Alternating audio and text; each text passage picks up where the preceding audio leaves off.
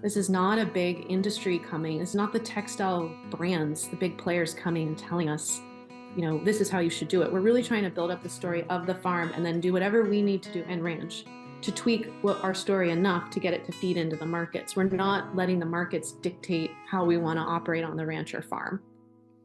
This episode of Voices from the Field is the first of our Soil to Skin Climate Beneficial Fiber podcast series, in which NCAT carbon farm planners Allison Agee and Danielle Duni explore the relationships between soil health, fiber production, and market solutions.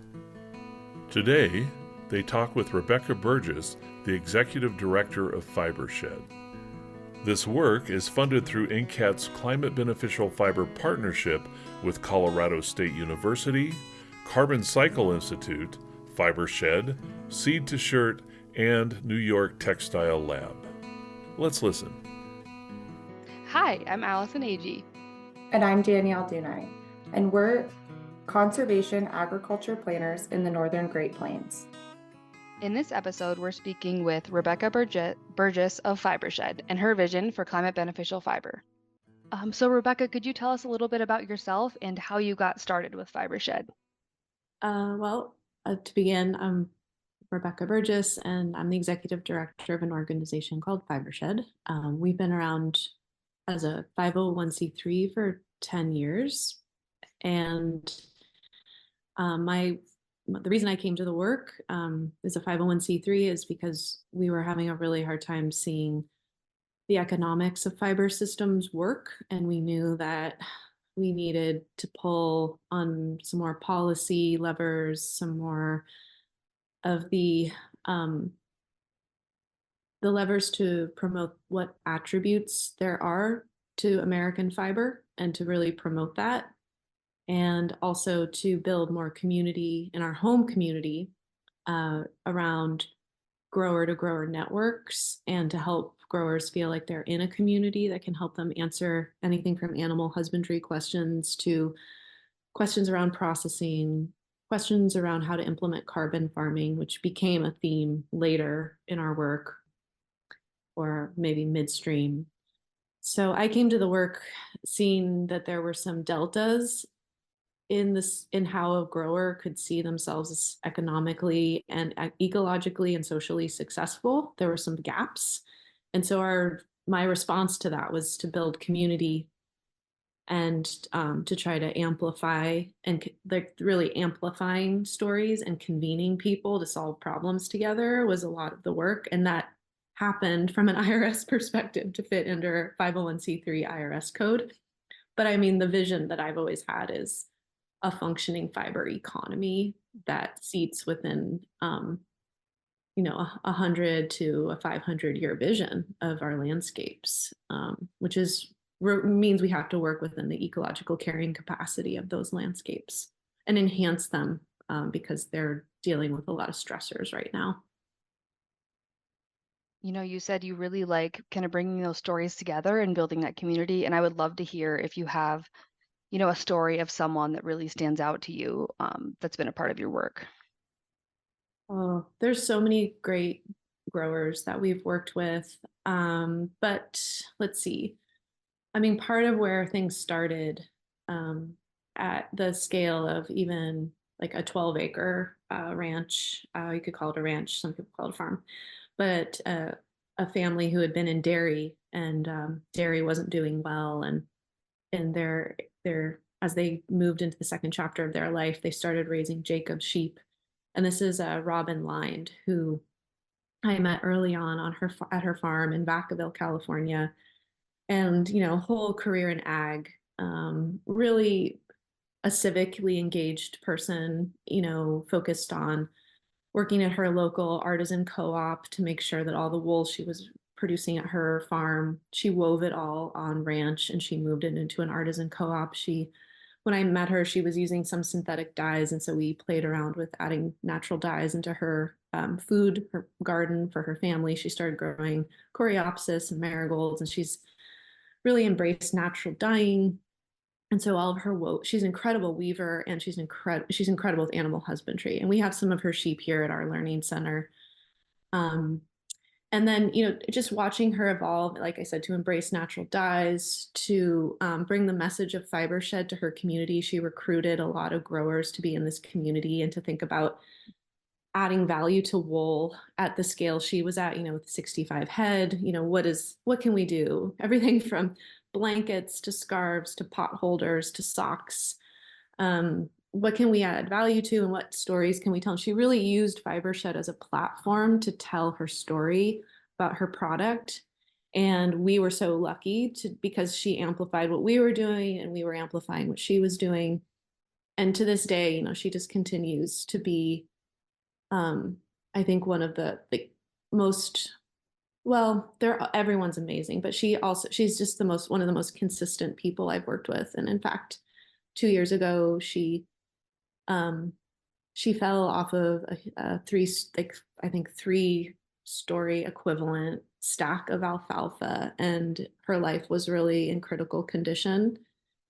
And she called me when she was recovering and said, you know, I just wish I had 50 more years in me so I could see how this whole Fibershed thing's going to play out. And, you know, almost losing my life really brought me to understand how much I value this. And thank you.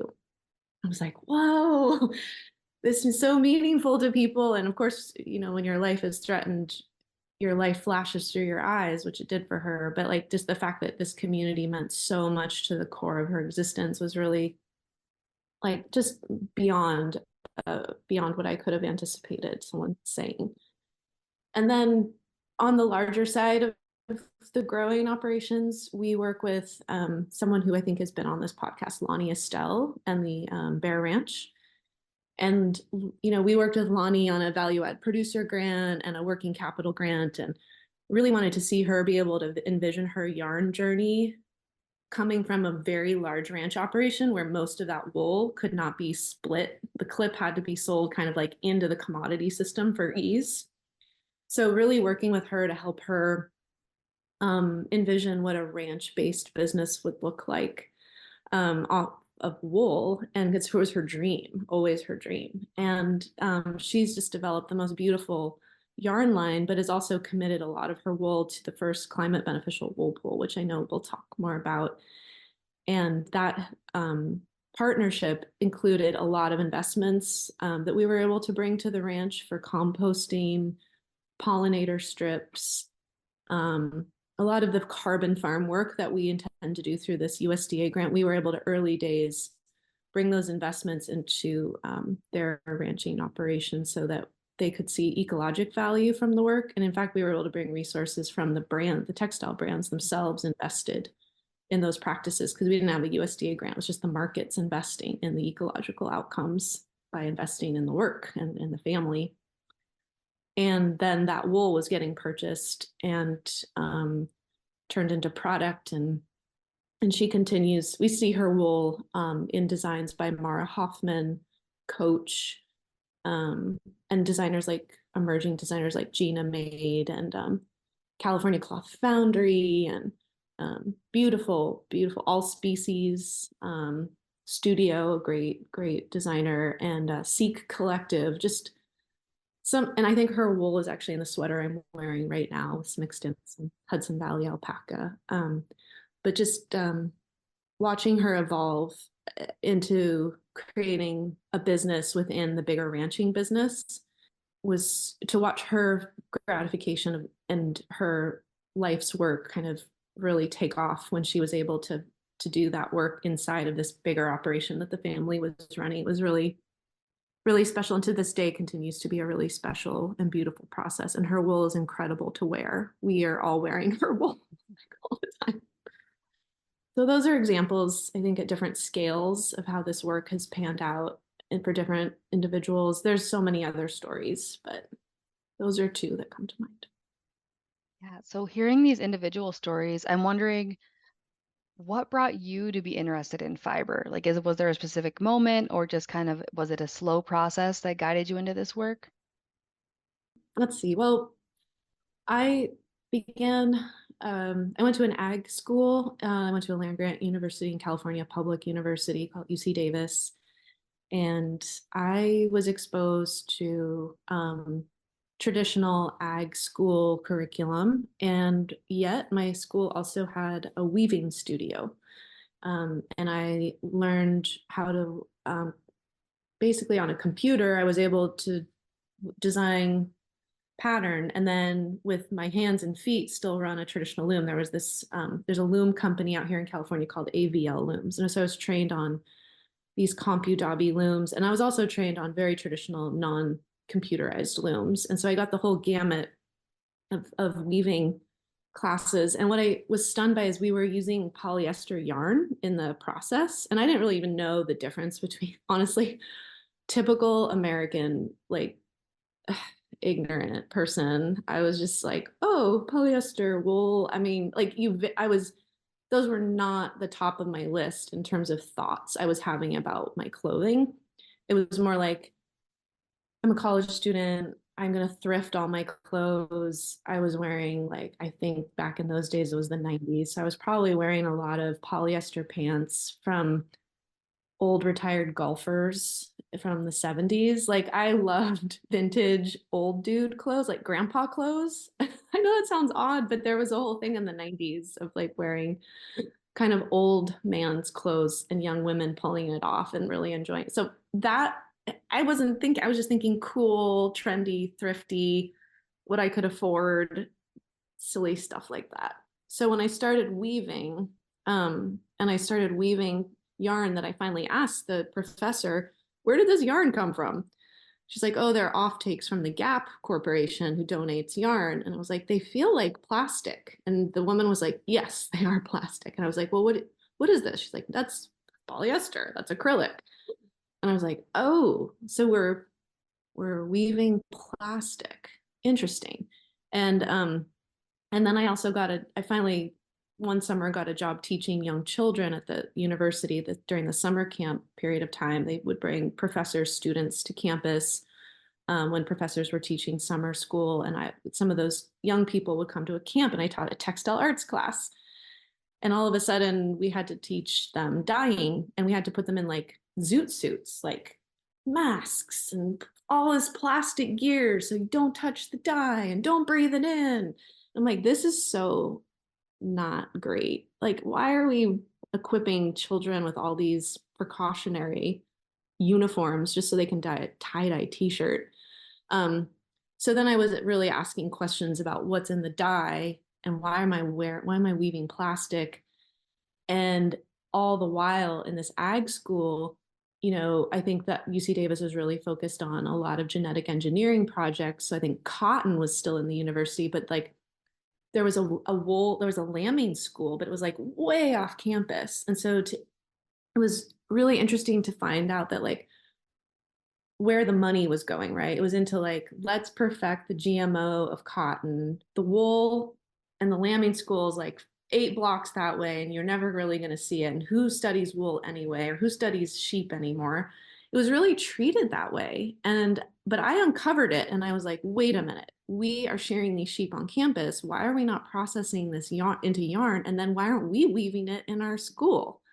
Like, how can we not be connecting the lambing school with the weaving operation?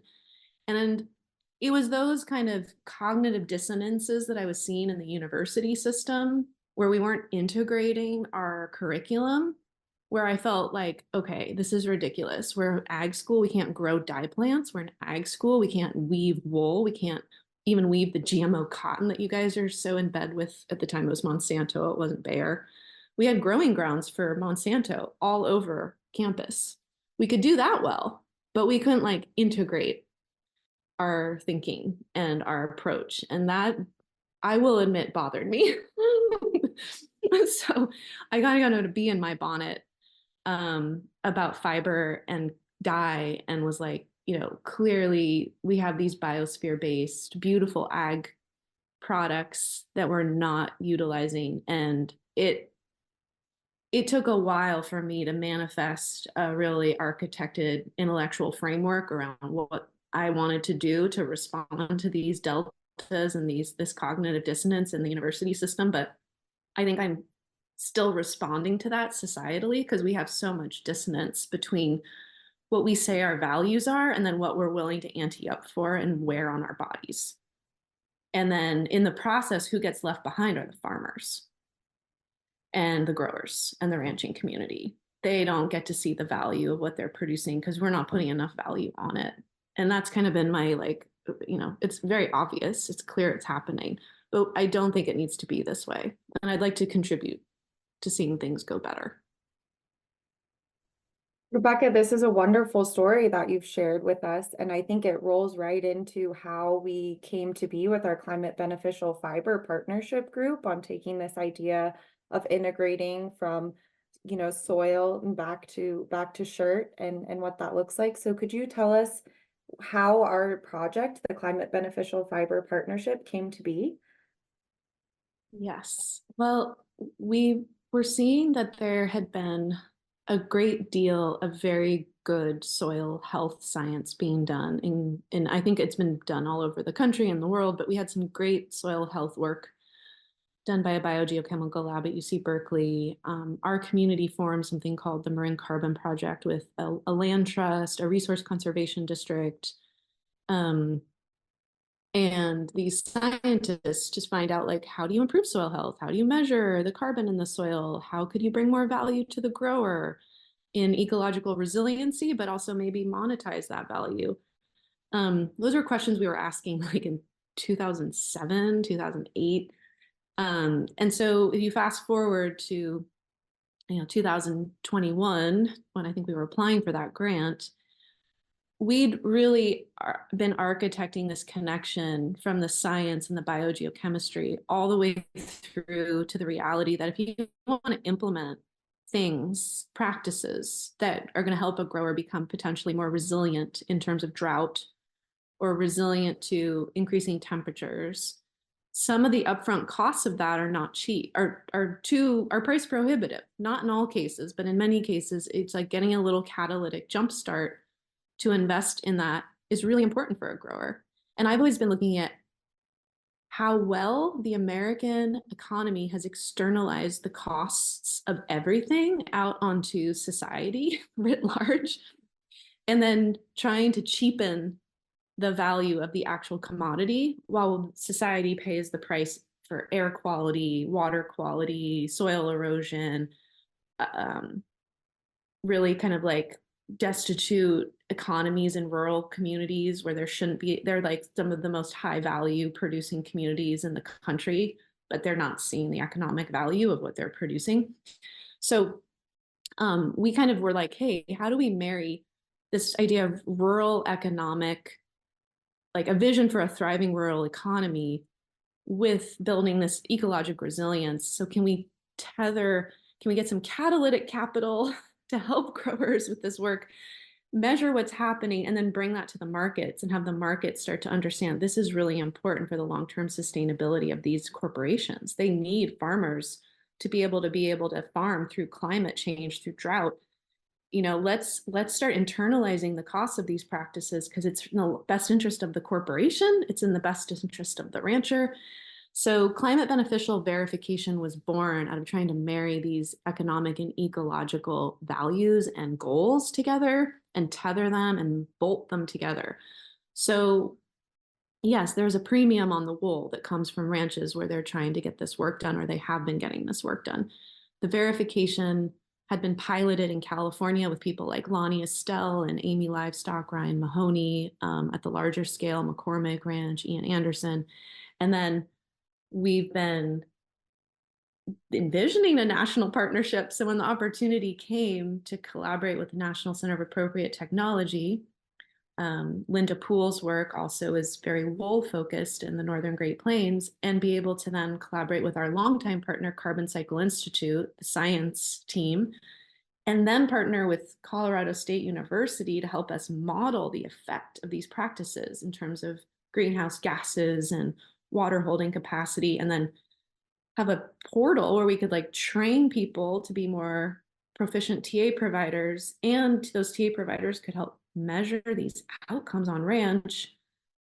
We can maybe bring the cost down of monitoring, reporting, and verification. Maybe we can bring the cost down of TA. Maybe we can make this more publicly accessible instead of just a few ranchers who can afford private assistance and private MMRV systems. Let's open source this and make this available to everybody. So that's what CSU, Colorado State, brought to the table. And then including these cotton growers, because we were working in wool and cotton. Those are like two major fibers for the United States. So bringing Seed to Shirt, who's working exclusively with Black farmers in the South in their cotton systems. And then working in the Northeast with some of those smaller Upper Hudson Valley growers, wool and alpaca. So we have small growers, we have larger growers in the South, we have larger ranchers in the Northern Great Plains, and then we have our California pilot. And all of that stitched together through this grant to help American wool and cotton receive the value it really deserves while creating more climate resilience on these landscapes. And that's really what the grant's about. As we talk about resilience in economy and rural systems and ecological, how do we get the resilience to be in the wool processing as well? So right now, what does it look like for the processing from the sheep and the wool at shearing time and then all the way to the garment? Well, in the wool system, depending on the scale of your operation, there's probably like 3 routes. So if you're maybe working with 50 head or less, you might see that in any want a ranch-based business, like we've seen when I describe Robin Lined, like she will take her wool and she will move it through a toll processor where she will pay for the yarn to be made. And then she'll have it brought back to her ranch, and she will do the knitting, or but in her case, the weaving herself, the dyeing and the weaving. And she'll make value-added product. She will toll process with a mill like Mountain Meadows, which is Ben and their work, wonderful mill. So, but it's a little bit of a distance, but that is a great mill that she works with. There's also 2 small mills in California who are even smaller than Ben's, and they can process wool at even a smaller clip size, like, and still the backlog in California is significant. But we do have Valley Oak Wool Mill, and we have Mendocino Wool and Fiber run by Matt and Sarah Gilbert, and Valley Oak is run by Markale Williams. Wonderful mills. But it will mean that like between Ben and Markale and Matt and Sarah, we have 3 mini, well, Ben's bigger, but 2 small mills and 1 medium-sized mill that will handle those people who want to toll process. Again, they want to make valuable things and sell them direct to customer. Those are the mills that are really great at serving those business models. Then if you run into slightly larger landscapes, maybe you have 2 bands of sheep, 4 bands of sheep, you're used to having a large shearing crew come, everything skirted and graded by a team, and your A line and all those lines are kind of assessed and baled up and sent normally maybe to Roswell or Utah or center of the nation. We've worked with growers in those, not in center of the nation, but in Utah and Roswell. And a lot of that wool will get purchased by, in our experience, it's purchased by a buyer who then sells top to a brand, or sometimes we'll see a brand come in and buy those bales directly and move it through the value chain. And those value chains, if we're talking domestic, that wool that's pressed, hydraulically pressed and graded and core sampled and purchased by a buyer or a brand, we see that going to places like, it could go to American Woolen, which would be great. And American Woolen in Connecticut will do everything, get all the way to, they'll wash it first at Chargeurs in South Carolina, and Diego and Chargeurs has been instrumental for a lot of the fine count wools to get washed there and then carded and combed. And then that top, it could be combed and it could be combed and carded, but you could see it go to American Woolen for American wool to be woven. Burlington is still weaving, I believe, I think so. And there's buyers, brands that work with those mills, and they can buy the finished textile right off of a business or whatever contract with those mills. And the coarser wools have been washed in San Antonio, Texas, and those.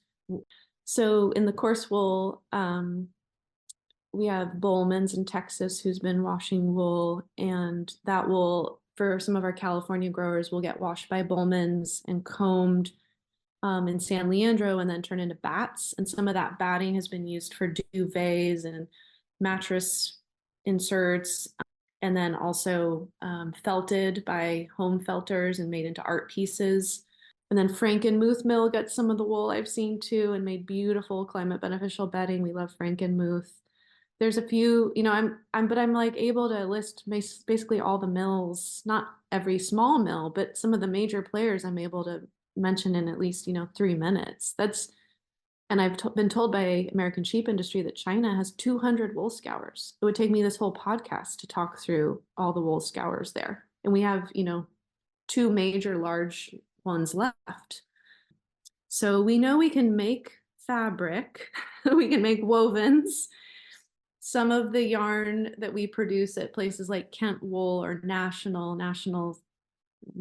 Kramer in North Carolina, these yarns can be knit. We have seen some beautiful knits made in actually Los Angeles with a cotton wool blend by California Cloth Foundry.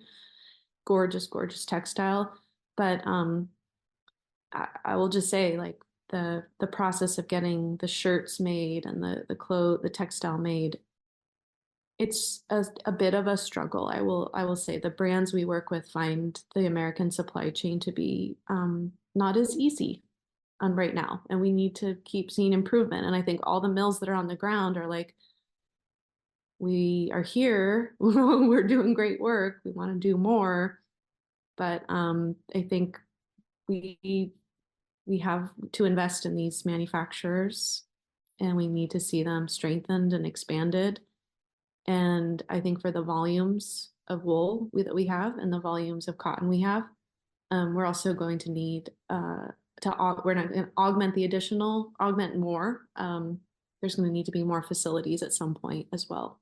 But the existing facilities really need our help. And so I often hear that, wool growers are price takers, not price makers. What are some ways that Fibershed and our climate beneficial fiber partnership grant are addressing these issues of the lack of processing, a lack of American made textiles, access, price? Well, what we're trying to do in this grant and what we've seen happen in our California pilot is tell the story of the grower from a perspective that helps the brand meet some of its ecological or sustainability targets that are consistently changing now, because there's brands who have something called science-based targets. Many brands are setting these climate targets, and we're exploring as we speak in how to help a grower fit into these markets in a way that will allow them to see a premium for what they grow, no matter what market they already have established. So if a grower needs a new market, we'd love to try to support them to find a market if they don't already have one. But if they have a market, the verification, it's our job to strengthen the climate beneficial verification so that the grant is allowing us to do this, to put the time and energy to focus on where are the markets, what is the best long-term strategy for establishing value in this wool. How do we help the grower receive something that every year they're getting value from? Like that we're able to see, like, yes, every year this wool has a higher value, and not that every year it depends on, I'll just say that there's a premium associated with your wool every year that you're receiving. That's the goal. And our job is to tell the ranch and farm story well enough and create a verification that fits plug and play with how the markets work. So we have a lot of work to do to build up this American verification system from the grassroots up. This is not a big industry coming. It's not the textile brands, the big players coming and telling us, this is how you should do it. We're really trying to build up the story of the farm and then do whatever we need to do and ranch to tweak our story enough to get it to feed into the markets. We're not letting the markets dictate how we want to operate on the ranch or farm.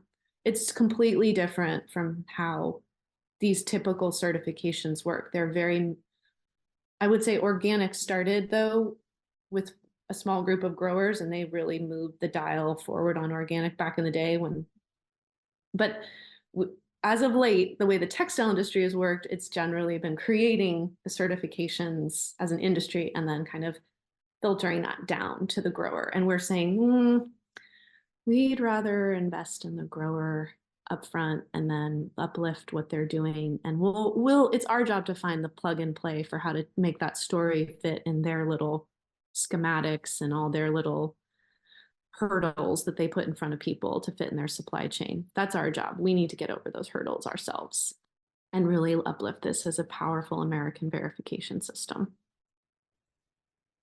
Rebecca, I love what you're saying about how this is really like on the ground, producer driven, like ecologically driven from what the grower wants. Because like you said, I agree that most of these like projects and programs like this tend to be driven from the market, like you said. And so I'm wondering, what is your kind of long-term, like 10-year vision for this climate beneficial fiber? Like what would you love to see? The 10-year vision for this is that all the ranches and farms and in this program are seeing enough value from what they are doing that their children or grandchildren want to take on the operation. So, there's a lot of ranches and farms that are doing succession planning right now in our community. And I really want the value to be there for that succession planning to work favorably. We need to start with the people producing the fiber and their ability to be on the land. The other part of that is their ecological resilience. So the 10-year vision is that these are ranches that are experimenting and have been supported financially to experiment with some great and wonderful practices that maybe they weren't always able to try for financial reasons. So hopefully these are landscapes that are holding way more water during extreme drought. These are landscapes where the forage production is improving because the soil biology is consistently improving, that the animals are consistently being able to have what they need to be physically healthy and resistant to disease. And that's how we build animal welfare: healthy soil, healthy forage, healthy animal. That's the cornerstone of the 10-year vision. And then I think the way that we stabilize the ability to have healthy biology, healthy plants, healthy animals, healthy farm economies, healthy rural economies is decentralized manufacturing.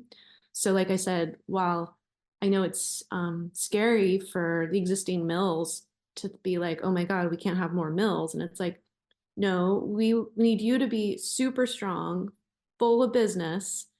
And then we do need more facilities. I come into terms daily with the fact that we are shipping wool on diesel trucks really, really far distances. And we recently had an issue where there was a snafu with how the yarn was spun. And it has to go all the way back from the LA knitter, all the way back to North Carolina, just to be back spun. And then come all the way back to LA. And like, no one wants to pay for that. No one has insurance, like everyone's freaking out. And like, okay, this would be so much better if these were American-owned mills, that we could eventually have mills where the growers are on the board of directors and helping ensure that those mills are buying wool and cotton at appropriate prices. I've been in so many deals recently watching how mills from Asia are offering really low bids to growers who the brand has already told the mill, we need to pay the grower this much, but the mill is still trying to lowball at the last minute because they have the power. The brands don't make the clothes, the mills do. And so if we want to seat ourselves in an economically powerful position, we, as the people who care about the farm, need to be invested in the mills. And we need to have a voice in how those mills are operating and the price structures they're setting for the purchase of that raw fiber. And, I think milling is, yes, I know it's super low margin, and it probably will always be low margin. And that's just unfortunately the way that is, because I think the real value has to get back to the soil and it has to get back to the animals and the families, and the mills will hopefully be, I would call it, highly sustaining and thriving to keep their employees happy and healthy and well paid. But mills are not, no one's going to be a millionaire working on the factory floor, and but we know where we need to place the value, but we do need to control the means of production far more. This whole idea that we could like leave American manufacturing behind was such a bad idea. It has created systemic problems.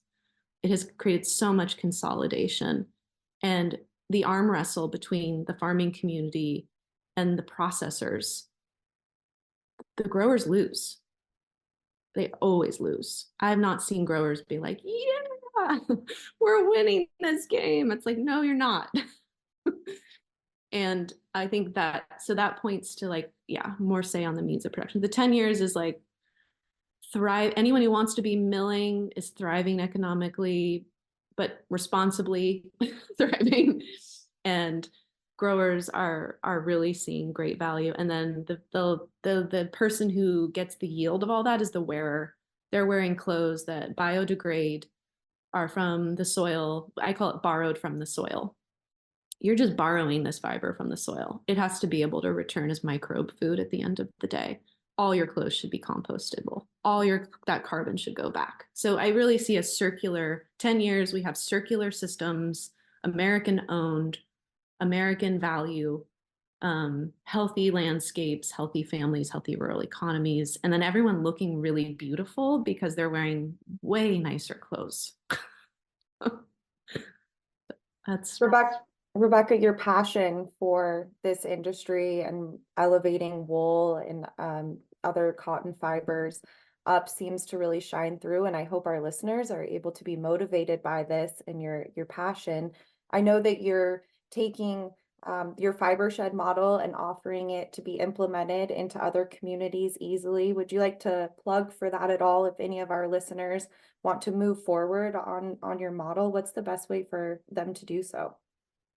Fibershed has an affiliate program, and there's probably an affiliate in your community. We have now, I think, 70 affiliates internationally, and they're generally run by passionate groups of people, small groups who want to see that vision of everything that I was describing earlier. And they work on feasibility studies for milling, and they do natural dye pilot projects, and they teach in the schools, and a lot of them are educators and or growers themselves. And so those affiliate organizers are listed at Fibershed, www.fibershed.org, so you can see all the affiliates that already exist. And it's that community building that I was describing in the beginning. How do we convene so we can amplify? How do we work together so we can amplify? Fibershed affiliates are really focused on cooperation and how to cooperate to get big work done. So you can, you can see who's already there, and or you could start your own. It's free.